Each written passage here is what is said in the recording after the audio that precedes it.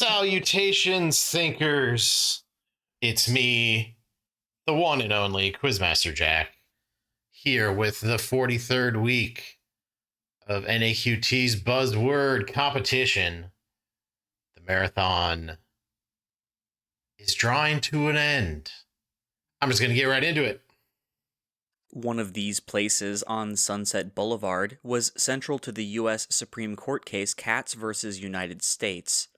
Places. In a 2002 film, Kiefer Sutherland plays a sniper who traps Colin. Phone booth. You know, from the movie Phone Booth? The phone booth? From Phone Booth? Colin Farrell was the person trapped in the phone booth by Kiefer Sutherland in the movie Phone Booth. I don't get what's going on with that Supreme Court question, though. I'll look into that one, and I encourage you to look up anything that interests you that I don't delve into. Next question. On this TV show, the elderly Scaramantula signs autographs at a museum on Spider Skull Island. Its finale was the 2023 film Radiant is the Blood of the Baboon Heart. The Guild of Calamitous Intent assigned archenemies to Rusty on, for 10 points, Rusty. What Adult Swim cartoon named for intrepid siblings? Oh, the Venture Brothers. Yeah, that was some late Venture Brothers knowledge. No mention of the Monarch or Dr. Girlfriend. Ooh, some late season Venture Brothers knowledge for you. Oh, because Rusty's the dad. And then the kids who are the Venture Brothers with Brock Sampson. Ooh, boy, that's a toughie. In this film, Michael Pena plays a Mexican-American locksmith who survives being shot by the shopkeeper Farhad. This film beat out Munich and Brokeback Mountain to win Best Picture in 2006. A 1991 carjacking inspired for 10 points. It's Crash. Yeah, Crash. That was not a good movie. Maybe not even. I don't know. I haven't seen the James Spader Crash, so I can't make any judgments about which one's better. But the Crash in this question was not good. It's like an ensemble thing, and it's all about like racial relations in LA, and just was not a good movie. A singer with this last name led the Kings of Rhythm, who performed on Jackie Brenston's song Rocket 88. Two singers with this surname recorded River Deep Mountain High and a hit cover of the CCR song Proud Mary. Oh, it's Turners. Tina and Ike Turner for Proud Mary. Who was that first Turner? I can't even give good commentary because I just don't really know what to talk about. I'm getting questions right, which is all I really need to do. I'm trying to be entertaining. I'm sorry. I just don't have things to say about what these questions are about. The Shaper of Worlds resembles a member of this race. A woman from this race gave birth to Hulkling, whose father is Captain Marvel. A member of this race impersonated the Human Torch's wife. Yeah, it's gotta just be Skrull. Shapeshifters in the Marvel Universe came into recent relevance in the MCU with Secret Invasion, although they've been bumping about in other MCU movies like Captain Marvel. Secret Invasion was not great. It was not a great movie, or not a great series. It seems like I haven't seen The Marvels. It's come out this weekend, and I haven't had the opportunity to go see it. But yeah, Phase 4 still not going great for Marvel. This director's book, Sculpting in Time, examines many of his own films, including Nostalgia. In a 1972 film by this director, Kelvin learns about entities called guests that spawn from the memories of his fellow space station scientists. Is this... Because I think they're talking about Solaris, which was Tarkovsky. And I spelled it right too. Woo! I know a little bit about what Solaris is. It's like humans have put a space station orbiting a planet called Solaris, and I think I'm going to spoil Solaris here. So watch out for that. But the planet is one massive entity, and it will make offshoots of itself that will sort of that are born from the minds of the sentient or sapient beings around it. So like your dead wife will show up when you're in orbit around this planet. Tarkovsky made the 74 Solaris. A factory making these objects is found north of Laver City. Early versions of these objects were made from hollowed out... Okay, I'm taking a real jump here. This really seems like the video game question, so I'm just going to say it's Pokeballs. All right, thank you very much. Valaris City or Valarin City just sounded like a Pokemon universe and objects. That was, again, I turned off my targeting computer on that one. All intuition and hollowed out things. Very important for Pokeballs because they had they just had a Pokemon game that was essentially set in the past. Shogun era Japan is the equivalent, and they just kind of used magic or hollowed out stuff. Yeah. No knowledge, just vibes again. This band included Sculptures of Anything Goes on an album whose cover photo of a parked Toyota was taken by drummer Matt Helders. This band's most recent albums are The Car and Tranquility Base Hotel and Casino. Alex Turner fronts, for 10 points, Hey, another Turner. what band whose album AM includes Do I Wanna Know? Oh, okay. Nope. Arctic Monkeys. I know that song. And AM is also a clue. Getting it on the giveaways. I don't have much to say about the Arctic Monkeys. I dig them. Do I Want to Know is a pretty good song. This author discussed his history of substance abuse in the section CV of his book On Writing, whose postscript discusses being struck by a van. Stephen King got hit by a van. Stephen King was hopped up on cocaine for much of his time in the 80s. So author plus substance addiction plus hit by van equals one Stephen King. Again, I don't have anything more to say. I just answered the question. On this sitcom, a squabbling couple called the Achmoneks made uninvited visits to the home of Willie and Kate. This show's creator, Paul Fusco, voiced the title character, who was known as Gordon Shumway. Yeah, it's Alf. Gordon Shumway, that's the real name of Alf, because Alf stands for Alien Life Form. He's from Melmac, or is that the Coneheads? I think Alf's from Melmac. I'm not going to look it up. I'm just going to let Editor Jack correct me if I'm forgetting what planet Gordon Shumway of Alf fame is from. Well, that's just a solid workmanly 10 out of 10 on these pop culture questions. Let's move on to sports. They've done my favorite thing in sports, asking for a team on the first question. So that means we try to take a guess in the dark about which sport it's going to be. You know, it's a low guess. It's a low probability guess here. But I'm going to say hockey. This team's emphasis on seam-shifted wake helped fuel the success of its closer, who was claimed on waivers from the Rays.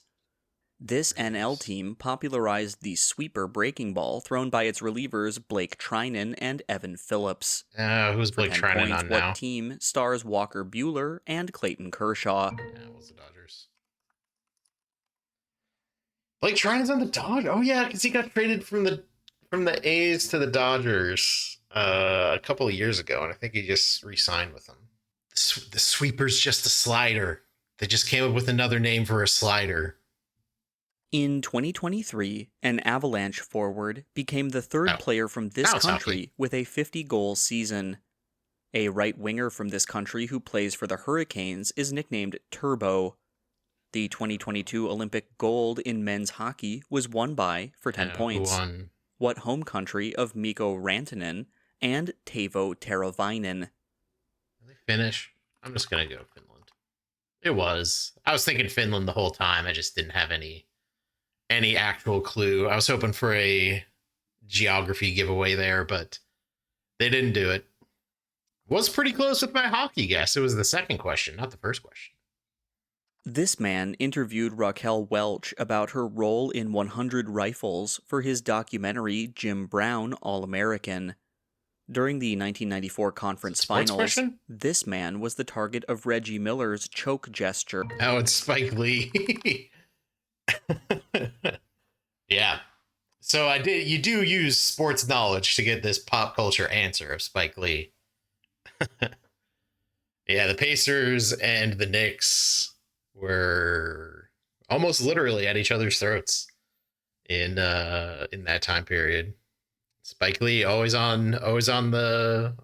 courtside right there, and Reggie took some ire out on him on that interaction.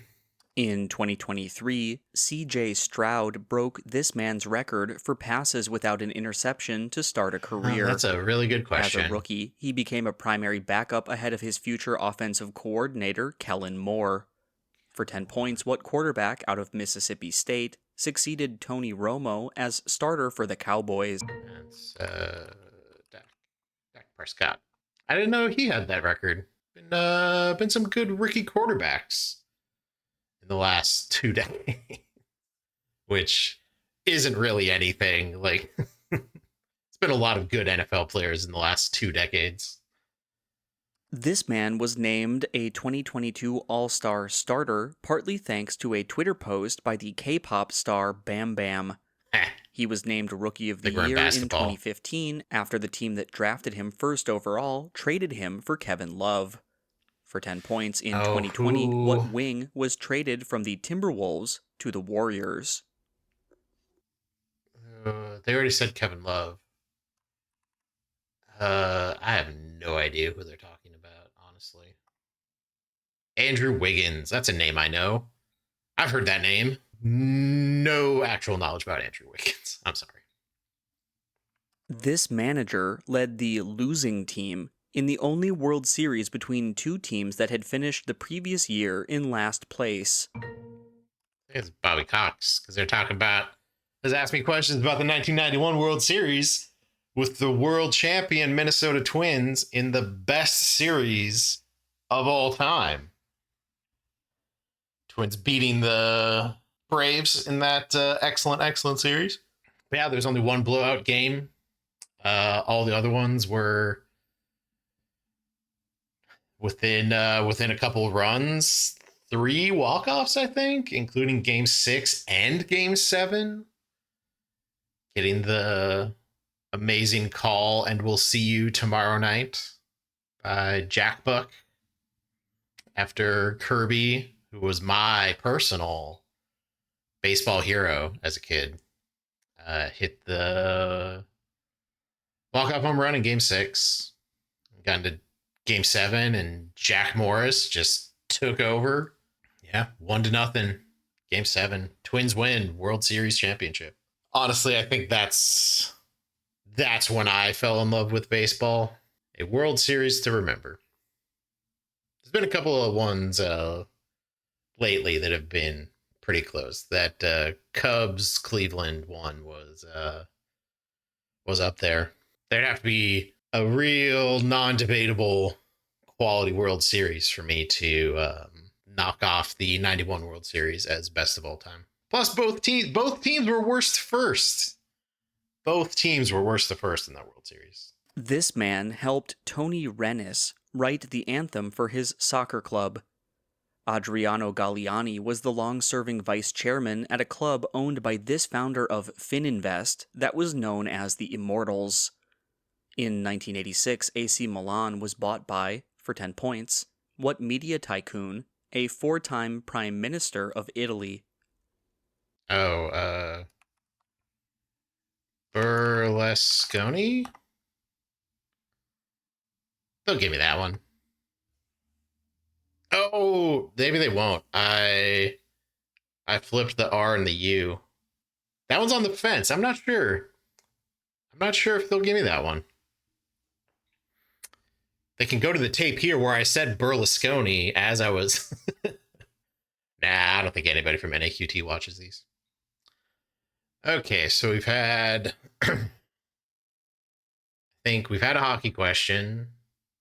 We haven't had we've had one football question, 2 baseball questions.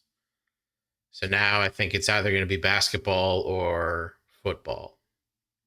I'm going to say football. In 1971, fans of this team split into I Like Billy and I Like Sonny camps. In 1973, Miami completed an undefeated season by beating this team in Super Bowl VII. While coaching this team, Vince Lombardi died. For 10 points, what NFC team developed a rivalry with Dallas while... I think it's Washington. Yeah. I was thinking it was that alpha because I've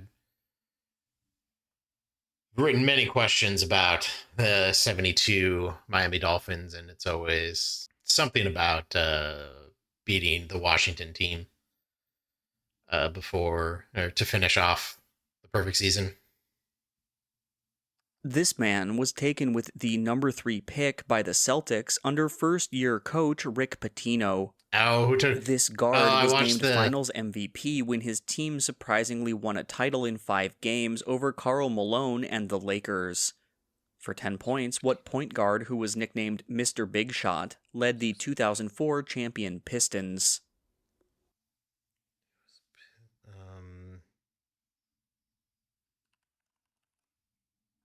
I don't think it's this. Yeah, Chauncey Billups.